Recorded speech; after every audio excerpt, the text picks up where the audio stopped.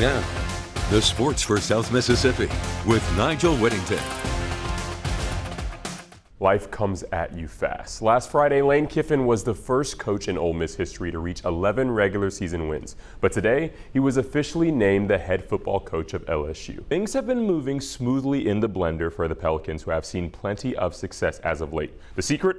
Older stars coming off the bench and rising rookies nabbing the opening minutes, which has produced a 5-game winning streak that the Pels were hoping to extend to 6 against the Cavaliers. After winning 5 straight to start conference play, the Golden Eagles found themselves with a blowout loss against Texas State in a game where they were without their star quarterback Braylon Braxton. The team took the trek up to Mobile to face South Alabama, hoping to get back on track. Pop on top 7-0. Now Keys, he's a nice guy. He's going to share this touchdown with a Macomb defender as he drags him into the end zone. 14 zip Hornets. Jaquan Lizana going to chuck it up in double coverage, and Sheldon Hackett grabs it over 2 defenders for the score. 14-7. Poplarville still on top. And speaking of Poplarville, do I even need to say his name? I mean, he goes by Showtime for a reason. Keys has had 4 or more touchdowns in each round of the playoffs. A big reason why the Hornets are headed to South State as they take down Macomb 55-20. Kentrell Beasley, he's going to dish it out to Jacaden Smith, leaving him open. That is a bad idea. 7-point lead for Biloxi. Indians throw up 10 unanswered until Zadarian McCormick, he gets the first points of the second half. But here comes Christian Gullett. He doesn't drive stick because everything is automatic, just like that dagger to add 3 to the advantage. Berglund with the shovel to Solomon Baggett, who, look at this, he just does what he does, and he's going to go all the way to the sideline, tightrope his way in, and he scampers in for the score. The Greyhounds would make like Baggett and run away with this one, winning at 35-0. A South Mississippi student putting the spotlight on his education, all while making a mark on the football field. Nigel Whittington introduces us to this week's scholar athlete, Biloxi's Hayden Ainsworth. Go, punch him in the chest. They say knowledge is power, and for Biloxi's Hayden Ainsworth, that statement couldn't be more true.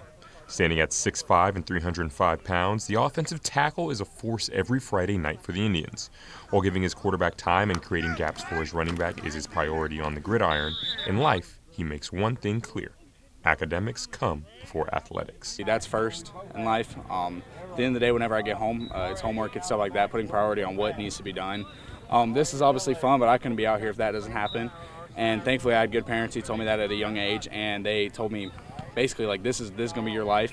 So if football doesn't work out, you have something else that you can have a backbone to. And I've kept that motto pretty much my whole life. The 4-star tackle committed to Nebraska over programs like Ole Miss, Alabama, and Mississippi State.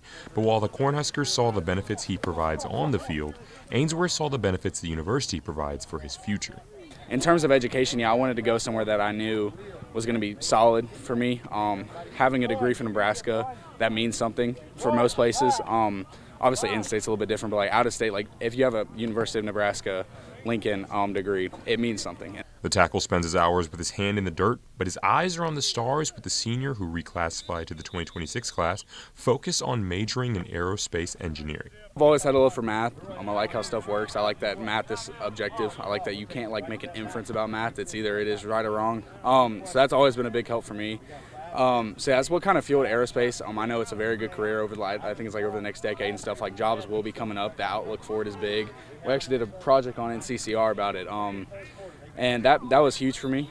So I wanted to pick a career that not only suited me, but also I knew like if football doesn't work, like I have that future also present. From his peers and teammates to his coaches and teachers, everyone around Ainsworth sees that you don't have to choose between academic and athletic excellence. I checked his grades yesterday and it was all A's, so it's not been a setback for him. He can accomplish that in the classroom. He works ahead. He was on track to get all his work done had he not graduated early. So, and we've got other guys on the team also, but when you say what is he doing, one, he walks that walk and he talks that talk. So he backs up what he does, not only on the football field but in the classroom also. While every football player wants their team to be first on the gridiron, Ainsworth doesn't just want to see the Indians at the top on the field, but in the classroom as well. Not only do I want to influence myself to do better, but I also want to make everybody else around me better. Biloxi is not just me, it's a whole program, not even from football but from a school.